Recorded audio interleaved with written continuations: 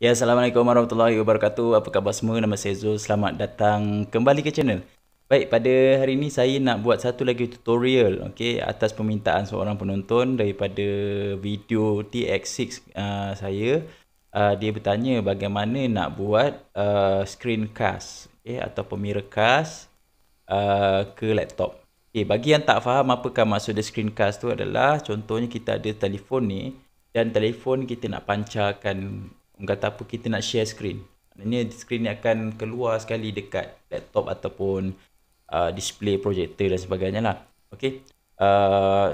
Saya dah buat hari tu video screencast menggunakan Android Box ke TV. Tapi permintaan kali ni adalah untuk screencast ke laptop. Ia sangat praktikal biasanya, terutama untuk guru-guru lah yang nak buat e-learning dan sebagainya kan. Macam saya dulu semasa saya jadi guru, saya suka pakai screencast ni sebab saya boleh pancarkan saya punya slide daripada telefon yang saya simpankan, slide saya simpan dekat Google Drive. Saya pancarkan ke projector, pada masa yang sama saya berjalan-jalan. Jadi pelajar tak ada masa nak tidur dan sebagainya lah. Cakap apa, kita boleh approach student centered punya learning. Okay. So, tanpa membuang masa, kita terus pergi ke kaedah tersebut. Sebelum tu, kita intro dahulu.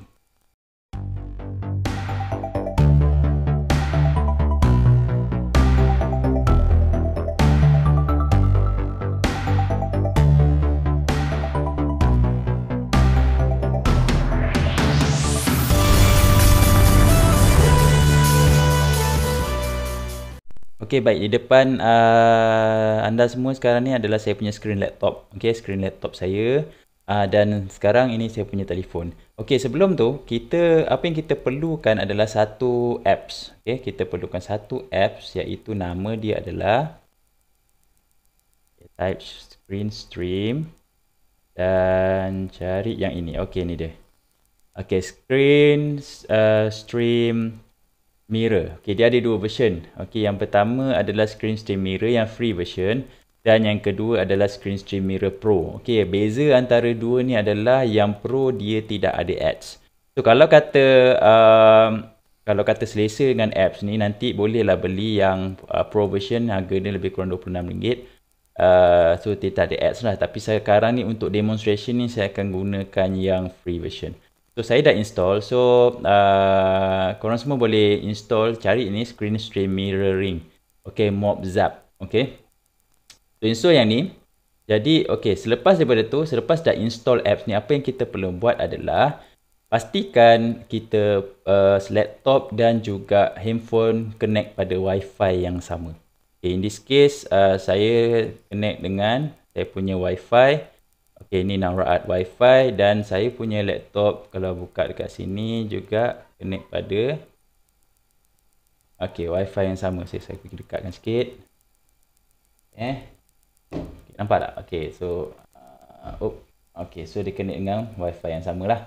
So dia tidak menggunakan data.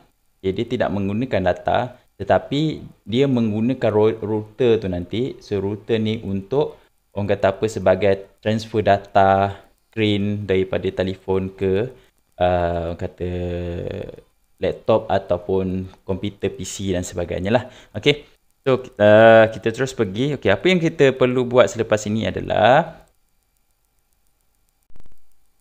okay, kaedah seterusnya kita bukakan apps tadi.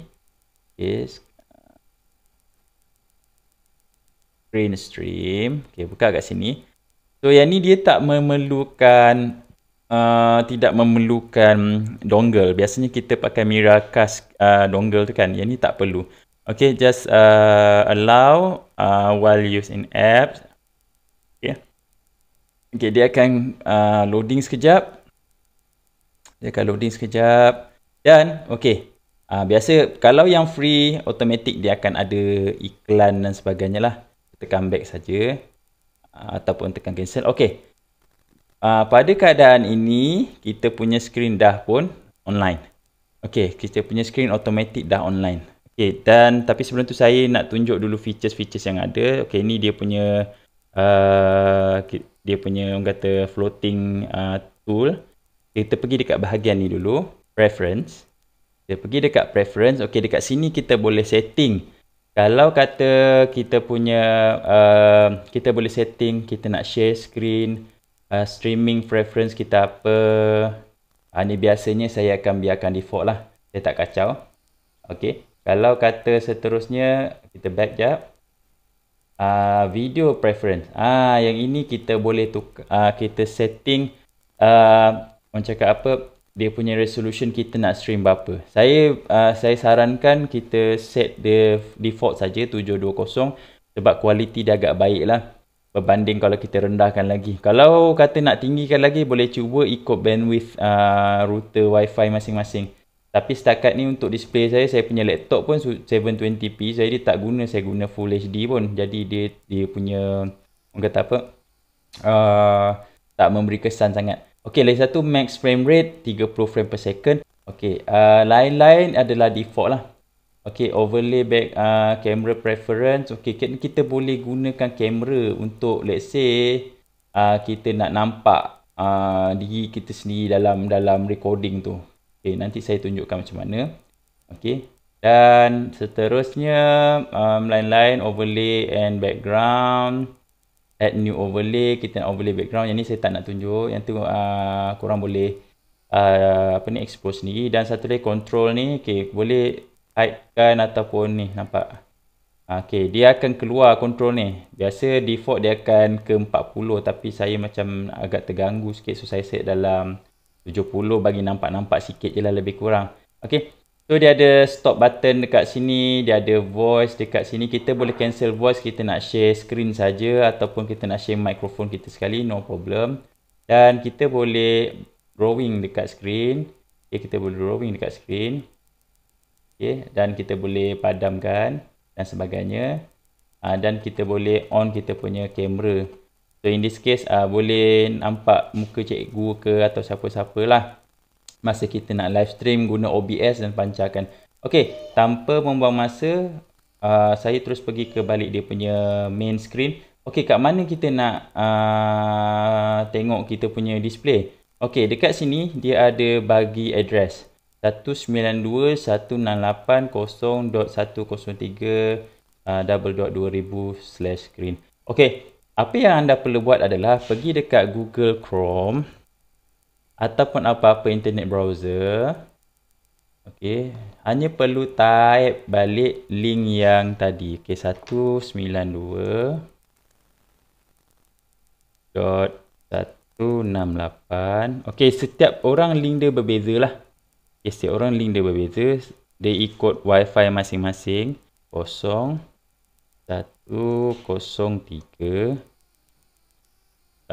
double dot 5000/screen. Okey, bila dah type exactly sama, tekan je enter. So dia akan keluar macam ni. Okey. Tapi mana pergi kita punya screen? Okey, tekan je play. Tada, dah keluar. Okey. Dah keluar dah. So boleh dengar kita punya suara sekali dalam ni. Okey. So nampak tak? So saya disablekan mic, so nanti dia akan keluar. So tekan. Dia keluar. Okey. Dan kita boleh buat screen dia lagi besar. Maksudnya nak nampak tak nak nampakkan bar ni kan. Okey, dah ada. Okay, saya apa ni? Rendahkan sikit brightness. Kejap Okey, nampak? So ni saya punya screen laptop, ni saya punya sini saya punya screen handphone, ni saya punya screen laptop. Okey, let's say kita nak wider screen. Make sure kita okey, kita pergi dekat sini, unlock rotate lah, macam ikut telefon masing-masing lah. Okey, saya buka YouTube contohnya. Okay, saya buka YouTube. Okey, right, so kita cuma perlu nampak tak? Okay, kita cuma perlu landscapekan telefon, dia akan automatically full screen. Kalau macam untuk cikgu-cikgu ke apa, saya sarankan boleh guna untuk learning lah. Contoh macam saya ada simpan dulu saya punya nota. Saya pergi ke kat Google Drive. Okay, so pergi dekat Google Drive. So saya pergilah dekat physics note saya dulu. Dulu saya cikgu fizik, mengajar di MRSM Tun Ghaffar Barber, tapi sekarang saya dah berhentilah. Saya dah buat bisnes sendiri. Jadi, tapi orang kata apa, masih ada lagi nota-nota saya ni yang dia dah outdated lah, sebab sekarang pun dah ada syllabus baru kan. Okay, let's say pergi macam force and pressure. Okay, saya ambil ni PowerPoint ni. So, kenapa saya suka gunakan smartphone, especially Android? Sebab dia boleh gunakan PowerPoint free. Okay, dia gunakan PowerPoint features yang free. Jadi, kita boleh buat PowerPoint gunakan Android. Dan yang ini saya rasa tak support untuk Apple. That's why saya sebenarnya kalau untuk e-learning ataupun 21st century learning, saya memang suka Android lagi berbanding Apple. Sebab dia lebih friendly, user friendly. Okay, so buka je sini, buka je any slide. Okay, no thanks. Okay, dan boleh kan present lah. So nampak, so terus keluar dengan dia punya dia punya animation semua keluar sekali. Okay, so saya pun slide lah, tekan. Okay, so dia keluar, nampak keluar. So boleh lah mengajar sambil mengajar.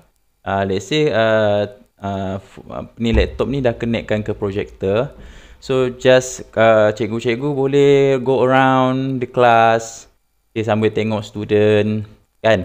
As long as dia punya wifi connection sampai antara dua-dua handphone, tak ada masalah. Saya dah cuba dalam 10-15 meter jarak antara laptop ke handphone, tak ada masalah. Kalau kata let's say kita boleh guna juga hotspot daripada phone. Okay, kaedah ni kita boleh guna hotspot daripada phone juga. Let's say kalau kata kat tempat tu tak ada wifi kan, tak ada wifi macam sekolah, wifi jauh sangat ke macam mana, just gunakan hotspot. Okay, gunakan hotspot. Okay, ni hotspot. Connectkan hotspot handphone ke laptop. Lepas tu boleh guna macam biasa, no problem. Dia tak melibatkan data. Dia cuma gunakan orang kata apa ni sebagai root, orang kata transfer internal saja macam tu. Okay, diharapkan post ini bermanfaat pada semua. Dan kalau suka, jangan lupa support channel saya dengan subscribe. Okay, subscribe cuma saja, tidak menjejaskan anda. Dan kata apa, kalau ada apa-apa lagi cadangan, pertanyaan, bolehlah letak di komen. Okay, dan kita jumpa lagi pada video yang akan datang. Okay, terima kasih. Assalamualaikum dan salam sejahtera.